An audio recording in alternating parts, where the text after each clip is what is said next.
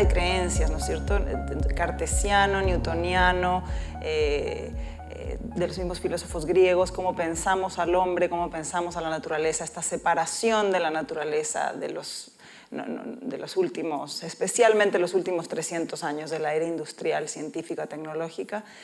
¿De qué manera, tú dices, está subiendo la frecuencia, estamos viviendo estas radiaciones solares, estamos viviendo el cambio climático, pero por un lado está la intervención del hombre con esta era industrial que afecta a los ecosistemas y se separa de la naturaleza y empieza a afectar todo el ecosistema. Y paralelamente está esta energía o este proceso universal o planetario ocurriendo. ¿Cómo podemos nosotros aprovechar esta energía para tomar acción y volvemos a las creencias y cambiar nuestras creencias? De alguna manera esta práctica nos puede ayudar a disolver creencias porque todo este modelo de creencias tan rígido, tan ignorante, de alguna manera secular, también, porque claro, finalmente no está interconectado, nos ha llevado a un límite que estamos al borde de crisis climáticas muy importantes. O sea, la gente joven dice, bueno, pero ¿para qué hacer más esfuerzos si en 20 años o en 30 años todo esto se acaba? ¿O para qué tener hijos, etcétera? Entonces, la pregunta es, ¿cómo el trabajo, qué prácticas internas, qué meditaciones, qué prácticas, qué trabajo serio hacer para realmente contribuir al cambio y no solamente ser testigos de todo esto que está ocurriendo a nivel planetario o el desastre ecológico? Claro. ¿Cómo la espiritualidad nos puede convertir en agentes? Lo primero es el cambio de paradigma de todas maneras. Pero lo primero, fíjate, es cómo el sistema nos está haciendo responsables del cambio. Eso es lo primero que tenemos que analizar, ¿no? O sea, hay que revisar, porque todo va la culpa a la persona, a los seres humanos. Uh-huh. Nosotros somos responsables de toda la tragedia ecológica y del cambio climático y de todo eso. O sea, que nosotros hayamos cooperado a que sea un poquito más difícil, por supuesto. ¿Por qué? Porque no hemos tomado conciencia de muchas cosas, desde las basuras, por decirte, hasta las contaminaciones de plásticos, efectos que por ignorancia, porque no se nos informa a tiempo y porque no se nos educa en ese tipo de cosas, que es muy importante, hemos ido fallando de alguna manera, ¿ya? Pero detrás de eso está un cambio normal, o sea, cíclico de la Tierra. O sea, hay procesos que se sabe que han ocurrido en otras ocasiones, sí, ¿no? Esta es como una nueva vuelta al sol, por decir así, en que viene este proceso de cambio y que se recurre a datos anteriores donde se ha sabido que ha habido épocas de glaciación, que ha habido, tenemos eras como las mesozoicas, como la era en que desaparecieron los dinosaurios, ¿no es cierto?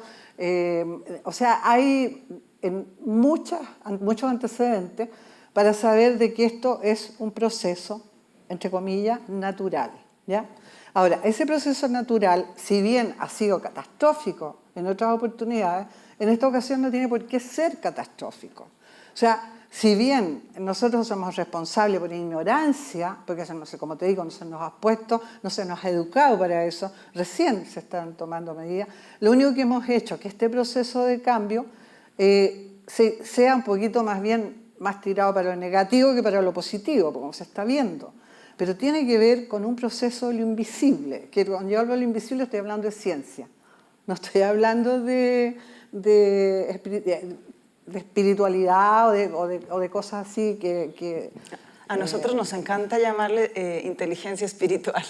Perfecto. Yo en el método lo hablo de la ciencia espíritu. O sea, creo que la humanidad debe llegar a ese cambio. O sea, todos deberíamos ser ciencia espíritu. O sea, es decir, ese es el nuevo paradigma o el nuevo ser que se debe parar frente al planeta. un ser ciencia espíritu. ¿Por qué? En la antigüedad, las civilizaciones antiguas, estas que no quieren dar a conocer, que sí se ha investigado y se tiene conocimiento, los científicos eran ciencia espíritu y para poder hacer determinados eventos de una tecnología muy avanzada se requería que ellos fueran seres de alta frecuencia, podríamos decir así, que pudieran tener, fíjate, en un hecho, está demostrado en la tumba de Pacal Botán, en la losa de Palenque, que se llama en México, ¿no? Hay la figura de una especie de astronauta, ¿no es cierto? Yo sí la he visto. Pero lo curioso es que la especie de astronauta ese que ya fue Aldrin a verlo y todo, y que dijo que efectivamente tiene hasta la posición del astronauta y todo eso, tiene unos cables que salen de la cabeza y que están vinculados a la máquina. No necesariamente que fueran cables, pero fíjate que el ser tenía que, para poder mover la máquina, tenía que ser un ser además especial, tenía que tener un poder o una potencia, llamémosle frecuencia muy alta, para poder trabajar con su computadora cerebral, digamos, y poder gobernar la máquina, ¿ya? Hoy día incluso la ciencia ha llegado un poquitín así a decir que tú puedes gobernar autos con la mente, ¿ya? Ya lo tienen como por ahí. Pero no han podido hacerlo más allá porque se requiere que el ser sea un ser que sepa elevar sus frecuencias. Y cambiar las creencias. Claro, y es tanto así que en los textos védicos, digamos, los textos históricos de la India, cuando te encuentras, por ejemplo, con Valmiki, este historiador Valmiki en el Ramayana, donde cuando dice que los mayas llegaron, ¿no es cierto?, en sus naves, dice, que eran las vimanas, que eran construidas, que eran gobernadas por Mercurio y de raza. ¿Qué es lo que decía él? El Mercurio y de raza, ¿qué es lo que dicen las crónicas antiguas? Que el de raza significaba que quien gobernaba las naves no podía ser cualquiera, que tenía que ser alguien que fuera de una raza especial, vale decir, un ser ciencia espíritu, en el fondo. Ese podía gobernar las naves, ¿ya? Y el Mercurio, porque el Mercurio, de hecho, hoy día lo están investigando con respecto a los viajes espaciales y todo eso, a las naves y todo ese tipo de cosas. Entonces, hay toda una información disponible, ¿no?, donde uno puede entender de que tenemos que llegar a eso. Y para llegar a eso, primero tienes que hacer un cambio de chip.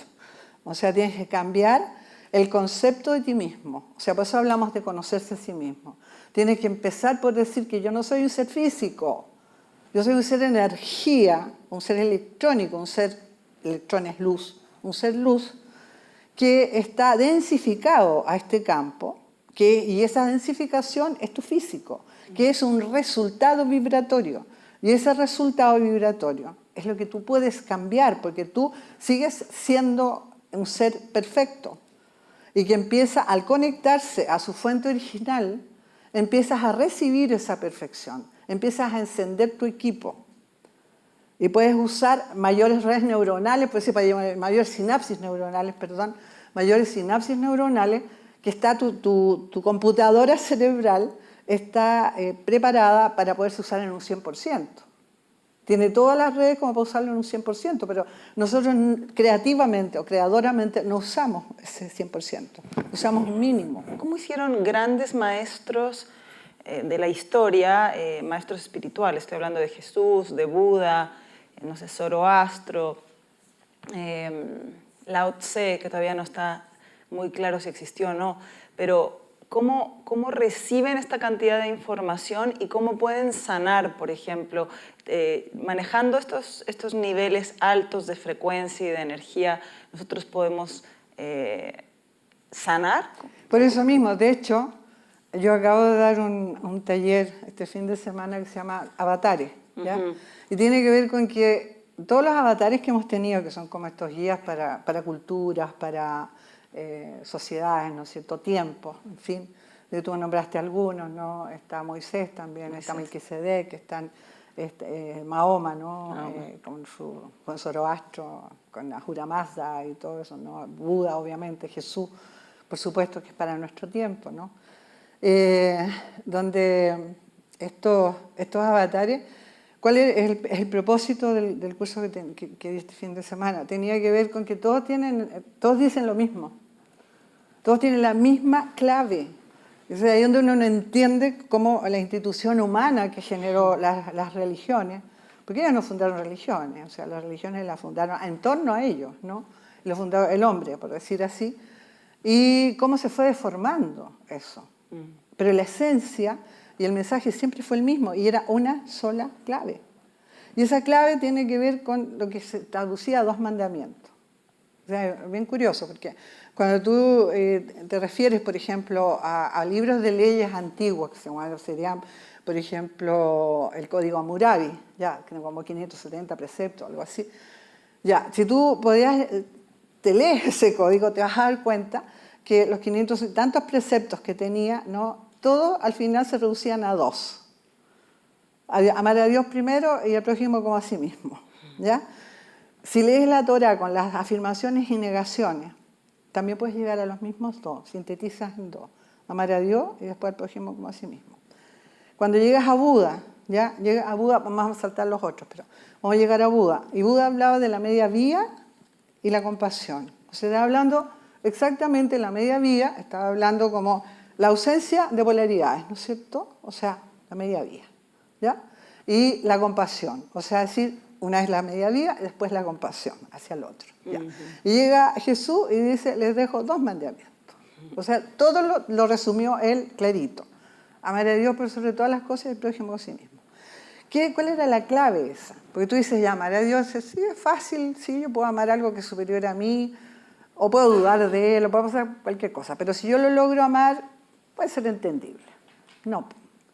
Amar a Dios sobre todas las cosas significa, primero, conocerte tú, para poder conectarte, o sea, a tu fuente generadora, a tu fuente de origen, al Padre, digamos, para reconocerte como hijo, por decirlo, o fuente equipo, para el que no, para el ateo, digamos, ¿no?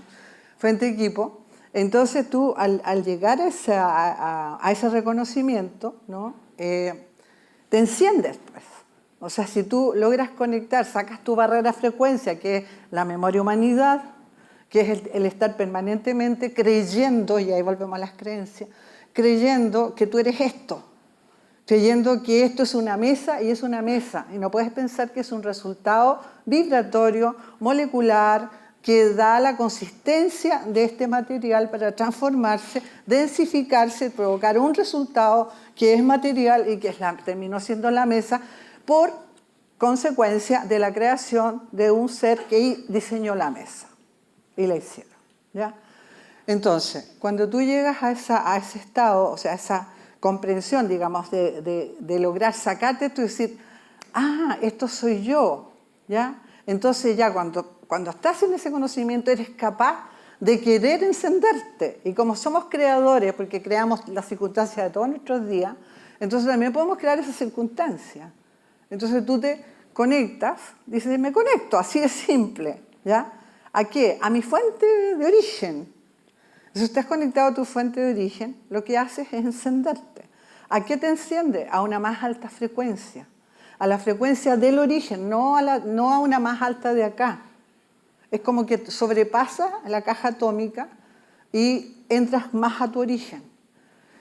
Y eso significa, primero, amar a Dios. O sea, primero a tu origen, ¿no? A tu origen. Vamos a tu origen, ¿ya? Y luego dice, cuando estás conectado, recién puedes cumplir el otro. ¿Por qué? Porque el otro significa que tú al estar conectado te basta con inspirar ese fluido que te llega al centro cardíaco, que es el poder creador mayor del universo llamado amor, que ya lo vimos, ¿no es cierto? Y al expirar, ¿qué es lo que hace? Al expirar, enciendes tu equipo y lo que tú recibiste se extiende con la misma intensidad con que te llega a ti, sin que tú hagas nada, no te salta el enemigo, o sea, te llega a amigos y enemigos por igual, la expansión de ese mismo fluido a través tuyo a la totalidad, o sea, a tu semejante. Entonces se traduce, o sea, porque nadie podía entender cómo se hacía que tú pudieras querer amar al prójimo como a ti mismo, porque era difícil, es difícil.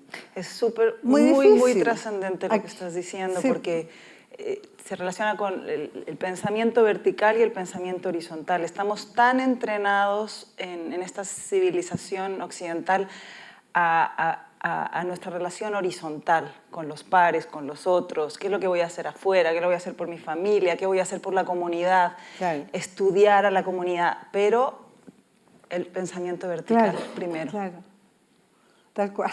Impresionante.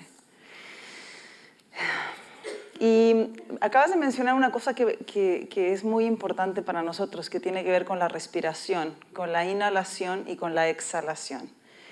Y el centro cardíaco. ¿Por qué grandes culturas de la humanidad han puesto el símbolo del corazón como algo tan importante, tan central? Porque es un resultado biológico del chip central del equipo electrónico. O sea, el equipo electrónico, como todo equipo, tiene que tener un chip central. En nosotros es el centro cardíaco. Y el centro cardíaco es tremendamente importante porque el chip central es el que guarda, o sea, el que recibe, donde se asienta, ¿no es cierto?, o se ancla la inspiración, o sea, como diríamos, el fluido electrónico como el poder mayor del universo llamado amor. Entonces, si nosotros lo decimos así, porque hoy día lo podemos entender, siempre se ha hablado del corazón como el lugar sagrado, ¿no?, del hombre. Precisamente porque en nuestra memoria del origen está. Es como decir, ¿cómo nosotros sabemos que existe esa memoria del origen y que nos remonta al origen? Yo diría, porque aquí, o sea, nadie busca lo que no conoce. Nosotros acá buscamos la perfección, sabiendo que aquí no existe, ¿ya? Aquí no existe, aquí buscamos la pareja perfecta, buscamos la familia perfecta, buscamos, ¿qué? La salud perfecta, ¿no es cierto? La familia perfecta, todo perfecto, el clima perfecto, ¿ya? Y aquí no está. Entonces decimos, ¿por qué buscamos la perfección donde no está? ¿Ya? Nadie busca lo que no conoce. O sea, yo lo pongo en ejemplos bien tontos, ¿no? Como decir, se te pierde el celular, se te pierden las llaves, se te pierde, no sé, tu cartera, no sé, tu billetera. ¿Por qué la buscas? La buscas porque la tenías antes. Sí, esto es como un acicate para nosotros para poder avanzar hacia la recuperación del modelo original, de nuestra realización y poder transformarnos en ejemplo, poder transformarnos en pedacitos divinos, o sea, en pedacitos del Padre, digamos, ¿no? Frecia, O sea, va por ahí. Se nos está acabando el tiempo, tenemos tantas preguntas y hay tanta información tan interesante, pero tenemos una promesa que es hablar del rol de América para el mundo, el rol de América en el siglo XXI. Quisiera como que tocáramos cuáles son desde tu perspectiva las culturas indígenas, nativas, aborígenes de América más importantes que debiéramos estudiar, mirar, observar. Tú estuviste en contacto profundo con una de ellas y tienes mucha investigación en eso. Y tu síntesis de cuál es el rol de América, porque están pasando cosas muy interesantes. Se sabe que la energía que estuvo en el Tíbet y que estuvo en Oriente mucho tiempo, la Kundalini, se depositó en los Andes. Hay muchos maestros, nuevos maestros espirituales impresionantes en esta región, en Brasil, en México, en Chile, en Perú. ¿Qué está pasando? ¿Qué está pasando en América y por qué este renacimiento de América y eso? Oye, es bien, voy a tratar de hacer una síntesis. Pues. Es que estamos llegando a... Te podría dar una charla. Sí, sí. No, porque me ha tocado darla. De hecho, en México di un par de charlas justamente sobre el rol de América, ¿ya? Es bien entretenido, es muy interesante. Se derriban varios mitos, muchos mitos. Voy a hacerlo por lo más obvio, ¿no? Fíjate que en todas las culturas, bueno, los mayas, ni hablar, ¿no? Los mayas, los toltecas, que son grandes sabios, ¿no? Pues se decía que los toltecas fueron los que habitaron Teotihuacán, ¿no? En México. Bueno, en América del Norte ya sabemos, conocemos los Hopis, conocemos varios allá, pero yo me quiero referir a los de América del Sur. En América del Sur tenemos algunos que cuidan, que son como los guardianes de la tierra, que son los mamos de Colombia, ¿ya? Ellos tienen una sabiduría impresionante, pero que es la misma en todas partes. Tenemos las culturas de las Amazonas, que hay muchos grupos, pero yo me quiero referir específicamente a los del cordón andino de acá, que son los mapuches. Los mapuches tienen, fíjate que los mapuches tienen un vínculo con la física cuántica muy grande. Ellos hablan, por ejemplo, cuando se habla de la relación del todo, y que cuando, por ejemplo, la teoría de cuerdas, la teoría de supercuerdas, te hablan de que cualquier pensamiento que nosotros hagamos, te lo habla también este científico mexicano Jacobo Greenberg, ¿no? Te habla de la latice, que sería, digamos, la red neuronal del universo, o como dice la teoría de cuerdas, las cuerdas del universo. Cada vez que, las teorías últimas que hay, es que cada vez que tú piensas algo, tú estás influyendo en la red neuronal del universo. Según la sinapsis que haces acá, se hace la sinapsis en el universo, por lo tanto todos modificamos el universo. O sea, somos tan poderosos como creadores que los resultados que tengamos van a depender siempre de la calidad, de la calidad del sentimiento con que determinamos las acciones, ¿no? Y en ese contexto, ¿no? Ahí se me fue la idea. De la teoría de cuerdas. Sí, porque yo me voy para cualquier lado. Los mapuches. Claro, entonces los mapuches tienen el tema de la telaraña. Entonces dicen que el universo es una telaraña y que cualquier cosa que tú hagas mueve el hilo y se mueve toda la telaraña. O sea, cosas así tienen, o sea, de profunda. Hay una...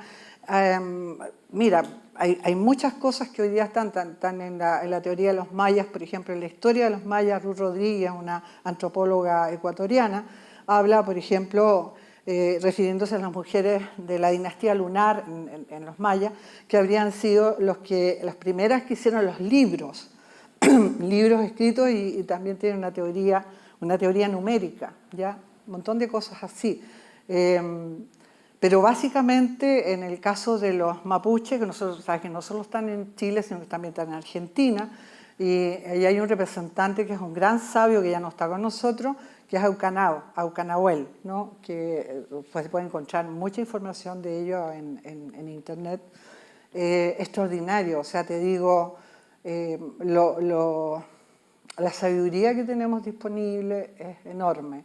En el caso de las comunidades andinas, como son, digamos, los atacameños, los aymara, más al norte, y los incas, digamos, que ya están mezclados, porque el imperio inca, cuando llegó para acá, estuvo mucho con los atacameños, así que ahora los atacameños hablan kunza, pero también hablan el tema es el tema astronómico. Ellos tenían una percepción del espacio que ni siquiera los astrónomos de hoy día lo tienen. O sea, fíjate que hay estudios que se hicieron en México, el astrónomo Halston y un matemático, que no me acuerdo en este momento.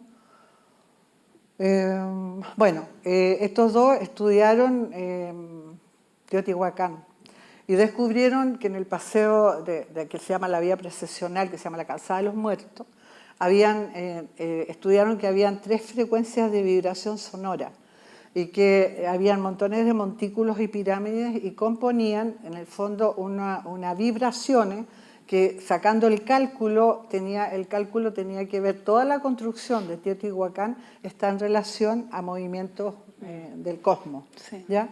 Entonces cosas así, pero básicamente por el rol americano es porque hay profecía, y la profecía uno piensa que es alguien que vaticinaba algo, que percibía algo. No, las profecías mayas eran estudios astronómicos, estudios muy serios, entonces eran cálculos, ¿ya? Y dentro de esos cálculos, igual que el mundo inca, los incas también eran muy avanzados. Lo que pasa es que eso a nosotros no nos ha llegado ya eso es como mucho más antiguo. Y en esas profecías, tenían profecías que obviamente tienen símbolos, ¿no? Para el entendimiento de las épocas.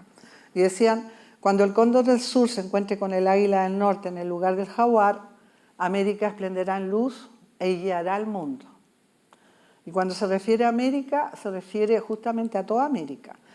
¿Qué significaba eso? Que el símbolo del mundo andino de Sudamérica, básicamente Chile-Argentina, es el cóndor, ¿no? El símbolo de América del Norte es el águila en la bandera mexicana y el águila también en Estados Unidos. Y el símbolo del jaguar es el del Salvador, ¿ya? Y ahora hay cosas bien interesantes. Tú sabes que hubo una posta que se hizo hace unos años atrás, esto me lo contaron en El Salvador. Y se hizo una posta indígena donde partieron de Canadá y partieron de la Patagonia haciendo posta para confirmar esta profecía. Decían, nosotros vamos a confirmar la primera parte, la parte que significa que ese es el punto, ¿ya?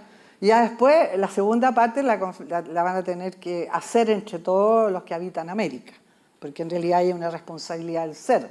Si el ser no se enciende en sí mismo, no pasa nada. Puedes hacer cualquier maratón. Claro, No es como decir, nosotros, o sea, no se puede generar paz si antes no somos un ser de paz, ¿no? O sea, así, bueno. Resulta que partió la maratón, no la maratón, sino esta posta, y coincide justamente en El Salvador, los que partieron de Canadá y los que partieron de la Patagonia. Que llegaron, entonces dijeron, ya, la primera parte de la profecía está lista, está confirmada.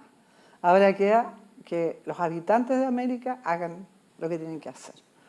Bueno, en Chile es un centro de creatividad y de fuerza espiritual. Quizás las condiciones son tan adversas que el trabajo interno que yo he podido observar en Chile en diversos maestros y personas es muy profunda y los agentes de cambio, la gente joven, lo que está exportando Chile a la región, son cosas increíbles. Oye, la juventud hoy día y los niños, o sea, es asombroso, asombroso y da tanta esperanza y tanta tranquilidad, te diría yo, pero lo que es importante es que en este momento somos todos.